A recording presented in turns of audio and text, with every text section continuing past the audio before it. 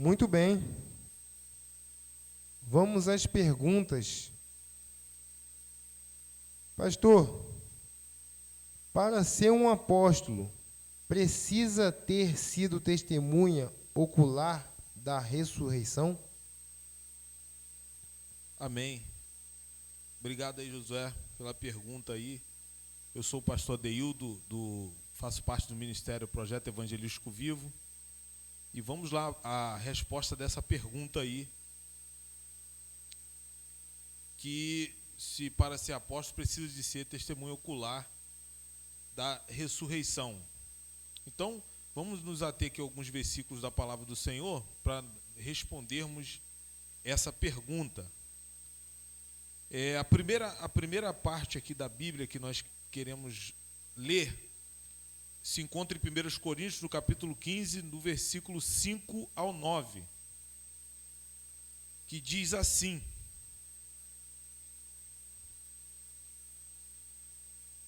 deixa eu abrir aqui.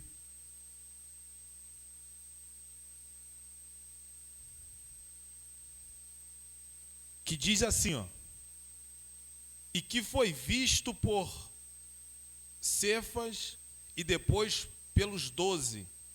Depois foi visto uma vez por mais de 500 irmãos, dos quais vive ainda a maior parte. Mas alguns já dormem também. Depois foi visto por Tiago, depois por todos os apóstolos, e por derradeiro de todos me apareceu também a mim como a um abortivo.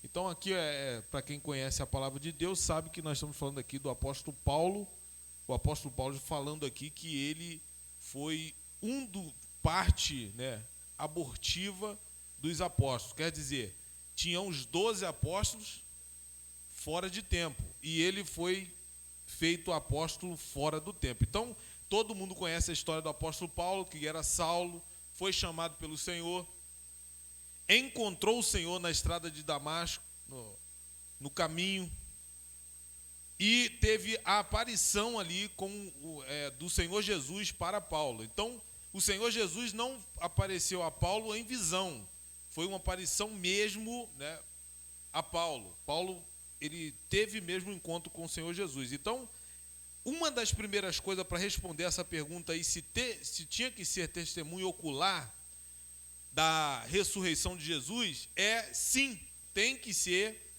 testemunha ocular da ressurreição do Senhor Jesus para ser apóstolo. Tá? Então essa é uma das prerrogativas para ser apóstolo. Tá? Aí nós temos aí uma outra prerrogativa também para ser apóstolo: ser um fundador de boas novas, ou trazer algo novo, que na época o Senhor Jesus trouxe a palavra, interpretou, passou para os apóstolos, e os apóstolos vieram e trouxeram isso para a igreja, algo novo que estava sendo fundado ali originalmente partindo dos apóstolos.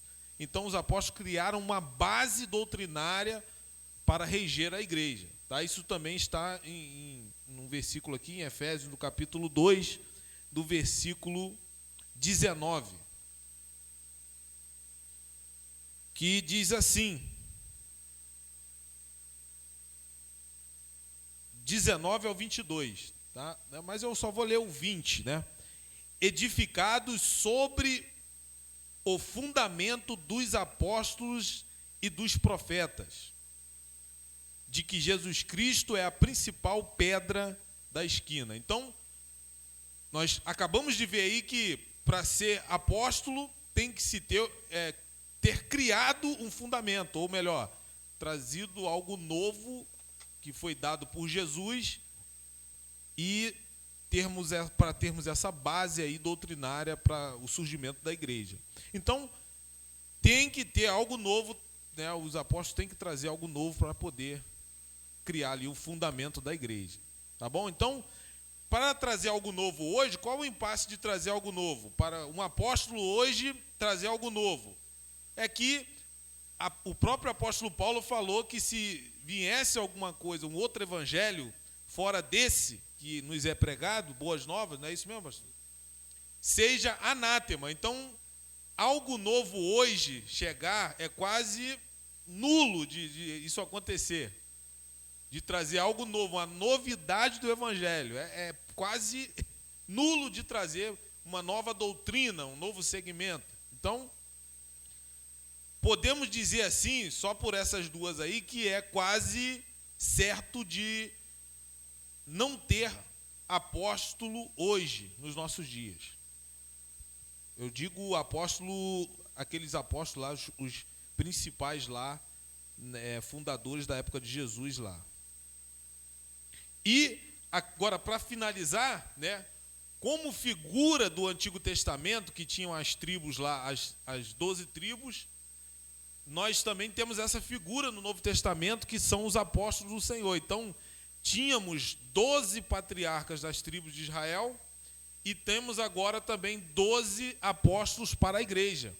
Então, se for figura exatamente do Antigo Testamento, está fechado o número dos 12 apóstolos. Não é à toa que o Senhor Jesus não escolheu 13, 14, né? Na verdade escolheu 13, eu vou explicar o porquê.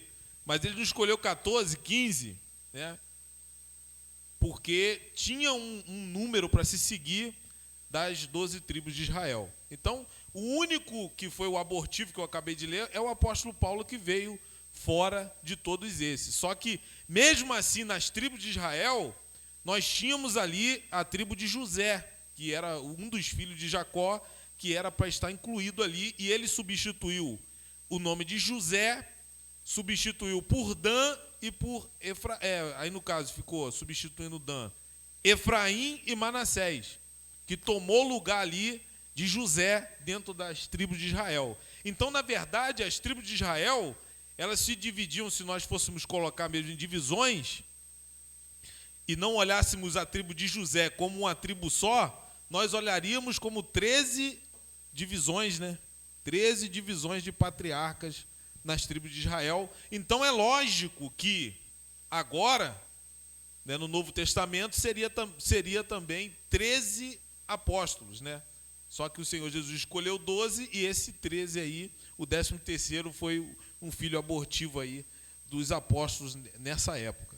Tá? Então, definindo aí, resumindo o que nós estamos querendo dizer aí, estamos querendo dizer que para ser apóstolo tem que ser testemunho ocular, tem que ter um fundamento, tem que trazer algo novo e de doutrina para fundar a igreja, né? Além disso, nós provamos aqui, pelo simbolismo das Escrituras Sagradas, que o número dos apóstolos está fechado e não tem outra concessão para outros apóstolos chegarem aí. Os apóstolos que chegaram agora são os apóstolos que eles mesmos se quiseram entrar, eles quiseram se chamar de apóstolos, quiseram se fazer de apóstolos, com outras ideologias que não é essa aqui dos apóstolos lá, fundadores da igreja. Então, com certeza está aí diversos adjetivos a gente poderia dar para as pessoas que hoje se fazem apóstolos, né? Que com certeza está ligado com a vaidade, né? E outras coisas, né? Outros adjetivos, tá bom? Mas aí está respondida a pergunta. Então,